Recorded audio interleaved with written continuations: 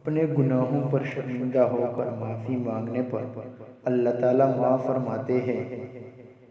انسان تدبیر کرتا ہے جبکہ کامیابی اللہ تعالیٰ کے ہاتھ میں ہے۔ انسان کے اندر خوف سے خوف تر اور مفید سے مفید تر کی تلاش کا جذبہ ہر وقت کام کرتا ہے۔ انسان کے اندر شرم و حیا ایک فطری جذبہ ہے۔ آنکھ والا وہ ہے جو اپنے آپ کو دیکھے۔ شیطان سب سے پہلے انسانی شرم و حیا پر ضرب لگاتا ہے تاکہ بے حیا ہو کر وہ آسانی سے گناہ کر سکے۔ اگر تم نیک بننا چاہتے ہو تو نیکوں کی صحبت اختیار کرو۔ اپنی بہتری کا خیال نہ کرو بلکہ اللہ تعالیٰ کی خوشنودی کو افضل جانو۔ اچھے کاموں کو نمود و نمائش کے لیے مت کرو ورنہ رب کے انعام سے محروم ہو جاؤ گے۔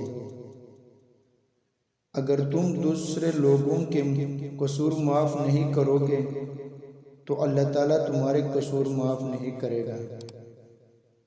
اچھے اور برے میں تمیز کرنا اور اچھے کا ساتھ دینا۔ جو چپ رہنے لگا اس کو بولنا آ گیا۔ کسی اور کی طرح بننے سے بہتر ہے کہ تم اپنی ایک پہچان بناؤ۔ کوشش کرنا مت چھوڑو، یقین رکھنا مت چھوڑو، کبھی ہمت مت ہارو، تمہارا دن بھی آئے گا۔